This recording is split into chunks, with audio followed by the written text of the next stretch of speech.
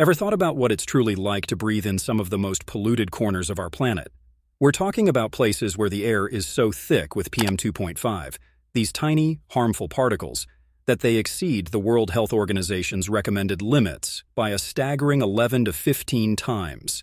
This invisible threat, this seriously bad air, is silently responsible for a shocking 4.2 million deaths annually. So, where are these pollution hotspots? Join us as we explore 10 countries battling some of the most dangerous air pollution on Earth, places where simply taking a breath could pose a real risk to your well-being. Recently, Indonesia has sadly gained a reputation as one of the planet's most polluted nations. The concentration of harmful particulate matter, that's PM 2.5, hangs around a troubling 37 micrograms per cubic meter. In many parts of the country, fresh air is a rare commodity. Jakarta, the vibrant capital, sits at the heart of this pollution emergency. Picture a city where gray skies are the norm, the air heavy with the scent of vehicle exhaust and industrial emissions, and face masks are everyday wear, not just for pandemics. This polluted air tragically contributes to an estimated 232,000 deaths in Indonesia every year. This includes about 6,400 lives lost to polluted water, over 16,300 from workplace contaminants, and more than 32,800 deaths linked to lead exposure, primarily from leaded gasoline. Now, the question is, can Indonesia effectively combat this environmental crisis? Or are the steps being taken insufficient and too late? Are the government's actions enough to protect the health of its people and the country's valuable natural resources? Let us know what you think in the comments. We're always interested to hear your opinions. 2. Here's a surprising fact. Qatar, often recognized for its incredible per capita wealth, also holds a less desirable title. It's among the world's most polluted nations. Qatar's PM 2.5 pollution index sits at a worrisome 37.6, but the issue runs deeper than that. This nation faces real difficulties in providing clean water resources for its growing population and thriving industries. With over 2 million residents and rapid population growth, Qatar is struggling with substantial pollution problems fueled by a construction boom and a very busy aviation sector. The 2022 FIFA World Cup highlighted these challenges, as Qatar drew significant criticism for the huge volume of flights during the tournament. Qatar Airways alone ran approximately 60 flights per day between Doha and Dubai on match days. FIFA reported that air travel contributed to almost 52% of the entire event's total emissions. Despite these hurdles, Qatar is taking steps toward a greener tomorrow. At the 2015 Paris climate talks, the nation pledged to cut its emissions by 25% by the year 2030.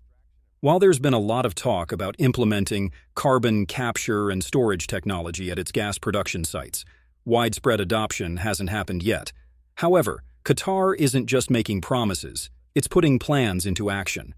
They've recently hooked up a solar power plant to their national grid, a plant that, when fully operational, can supply up to 10% of Qatar's clean energy requirements. And there's more. Doha has implemented a modern metro system and has been creating more green spaces and parks. Clearly, Qatar is working toward a more environmentally friendly and sustainable future. 3. Let's turn our attention to Bahrain.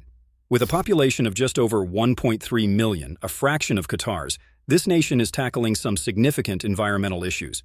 Back in 2018, the average concentration of PM 2.5, those harmful particles, reached a troubling 60 micrograms per cubic meter.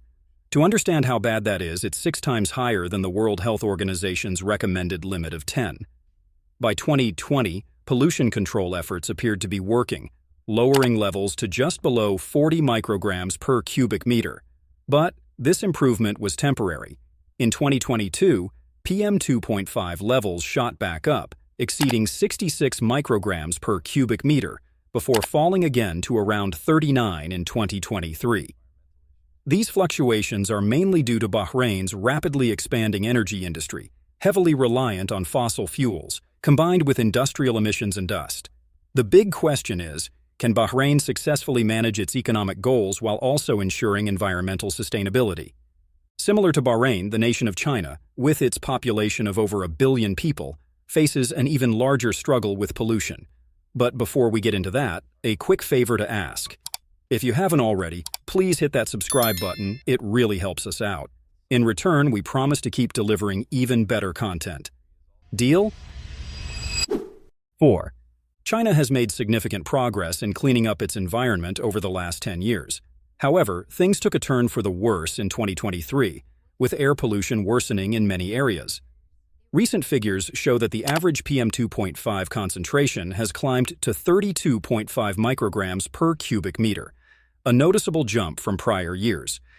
This is more than 6 times the United Nations recommended level, placing China among the top 20 most polluted places globally. As the world's second-largest economy, China's rapid industrial expansion has had a severe environmental impact.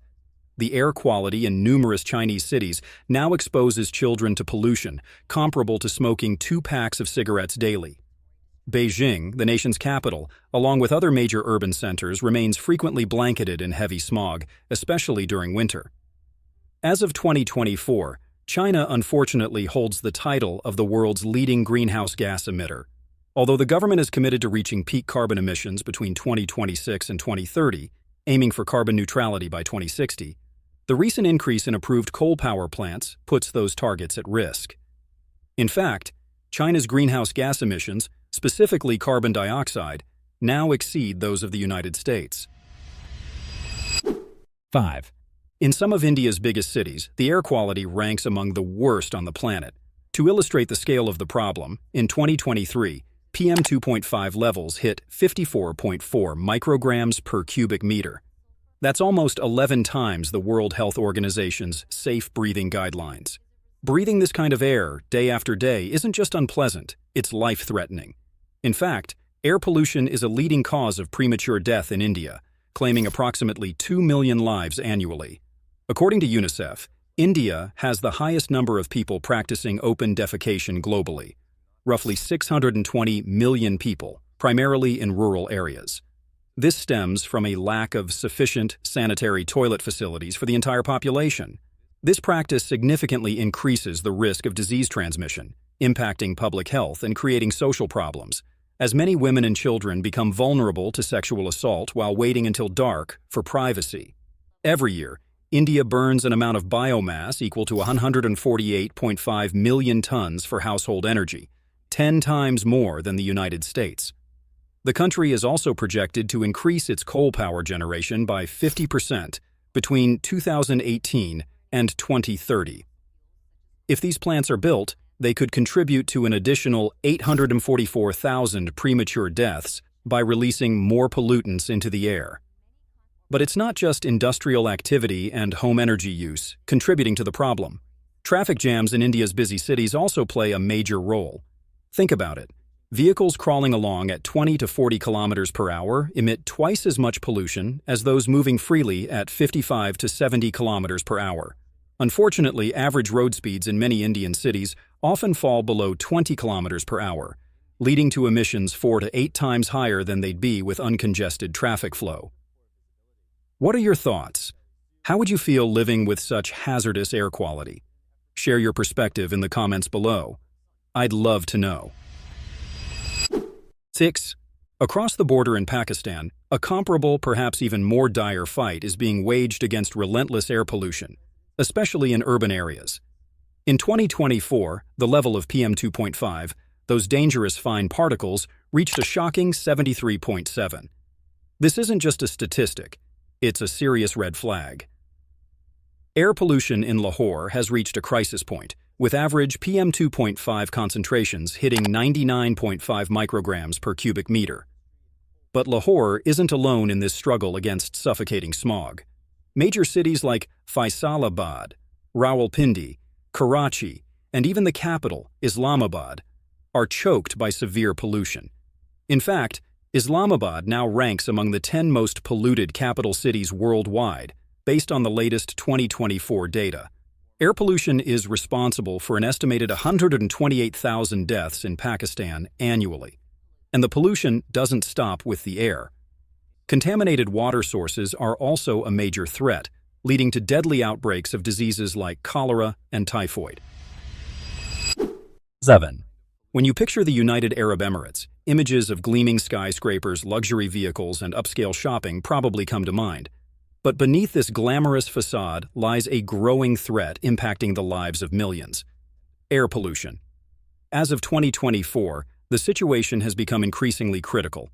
Air quality in the UAE has deteriorated significantly, with PM 2.5 levels reaching a troubling 43 micrograms per cubic meter, substantially higher than the World Health Organization's recommended safe limit.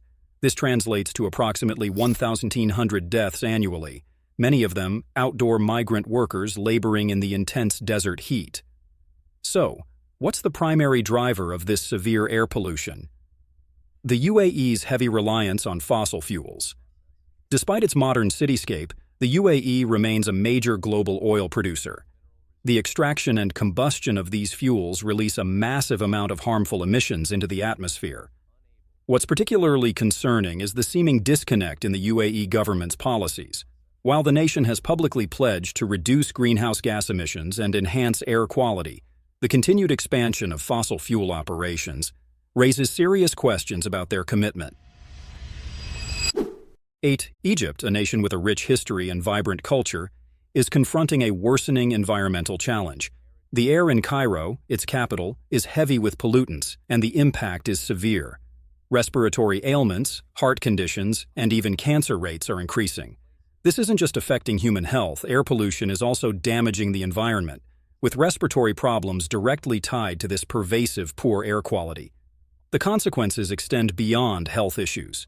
In 2019, air pollution contributed to the premature deaths of an estimated 9,559 Egyptians. The World Bank calculates that in the Greater Cairo metropolitan area alone, a staggering $1.5 billion, nearly 47.7 billion Egyptian pounds, went toward air pollution-related healthcare expenses in a single year. Looking at the entire country, from 2016 to 2017, that cost ballooned to over $100 billion. While trees and green spaces are crucial for cleaning the air and mitigating climate change, Egypt is, paradoxically, removing large numbers of trees, often due to government infrastructure initiatives.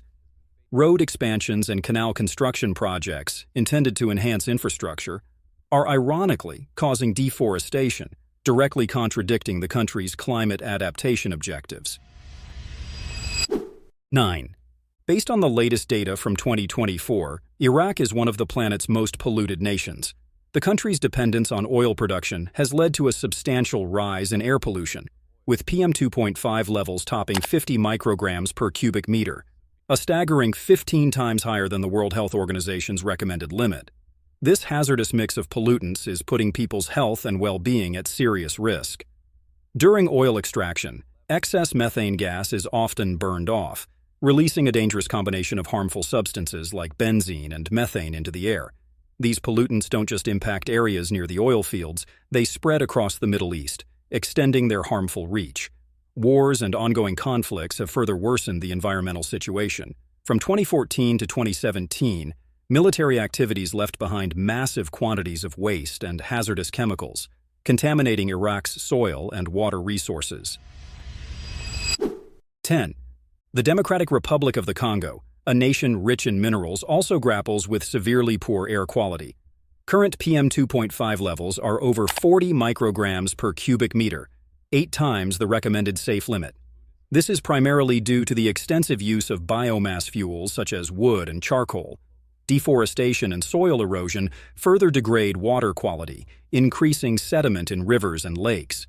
This creates breeding grounds for mosquitoes, escalating the risk of malaria, with experts forecasting a potential tripling of malaria cases by mid-century. Despite these obstacles, the Congolese government enacted the Environmental Protection Law in 2011.